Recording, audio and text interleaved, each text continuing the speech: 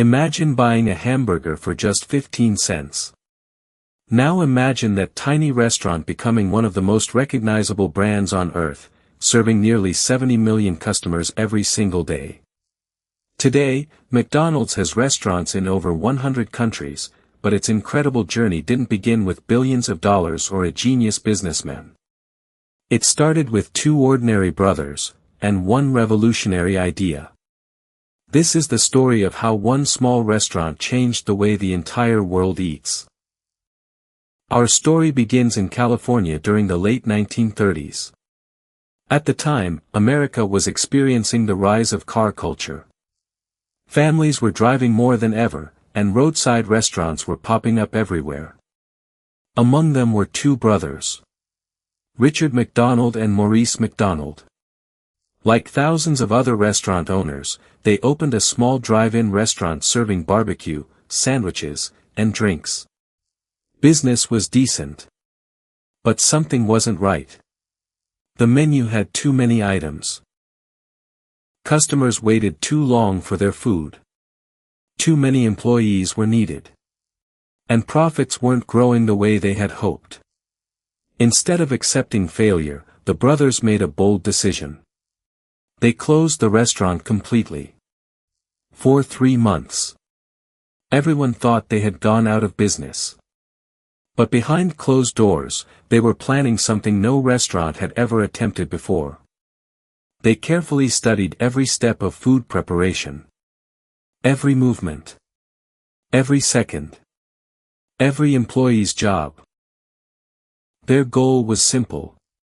Serve food faster than anyone else. When the restaurant reopened in 1948, customers couldn't believe what they saw. The menu had been reduced to only a few popular items. Hamburgers. Cheeseburgers.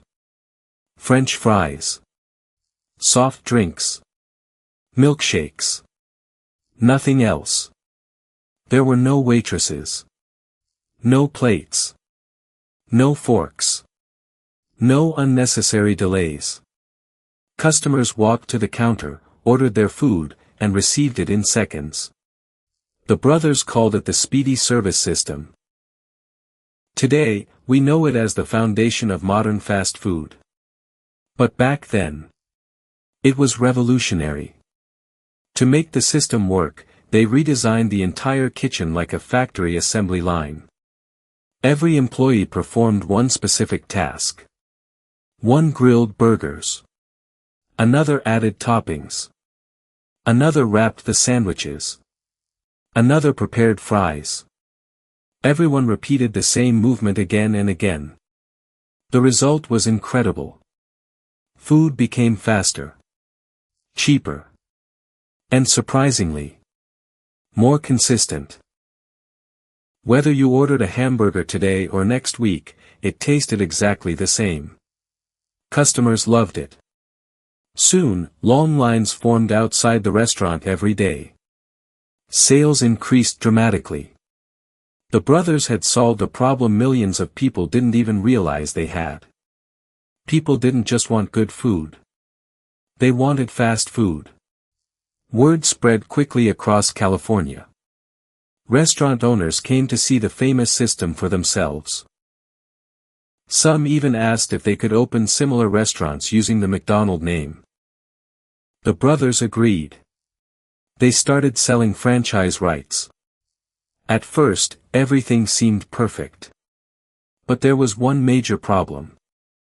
They had no real system to manage franchise owners. Some restaurants ignored the original methods.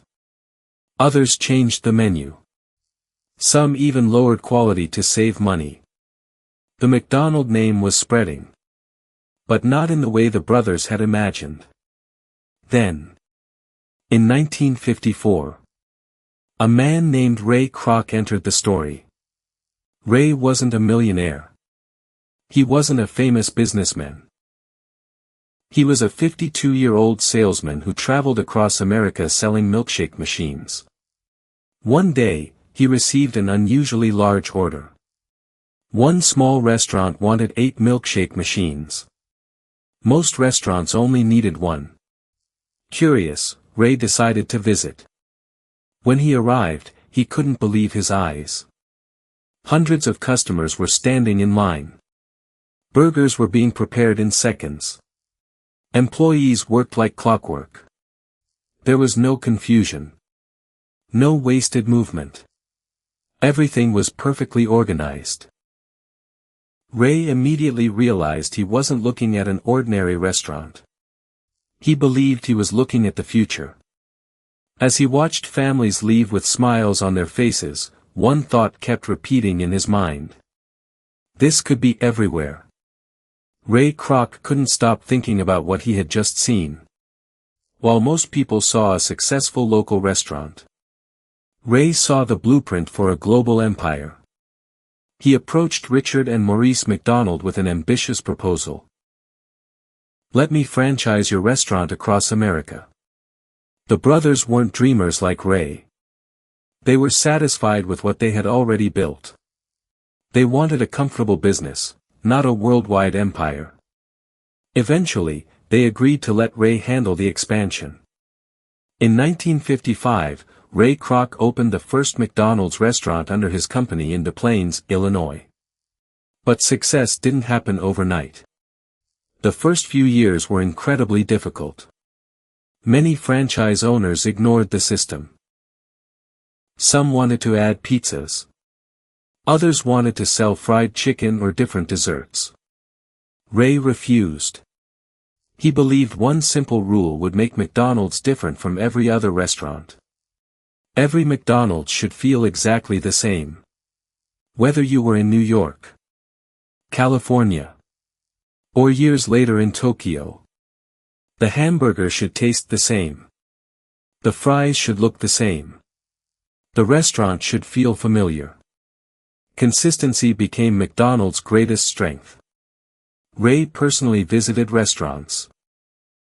He inspected kitchens, measured food quality, checked cleanliness.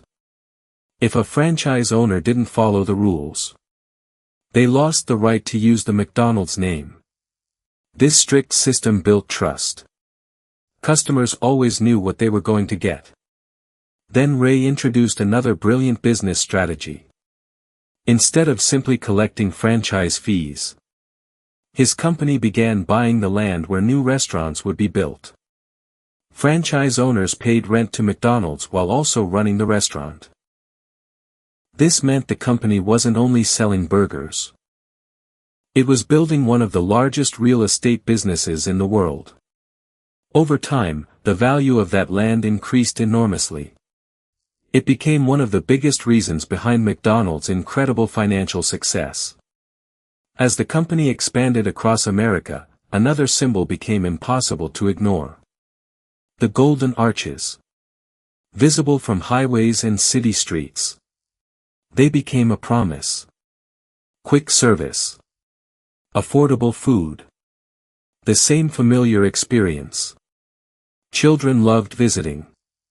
Families trusted the brand. Travelers knew exactly what they would find. McDonald's was no longer just a restaurant. It had become part of everyday life.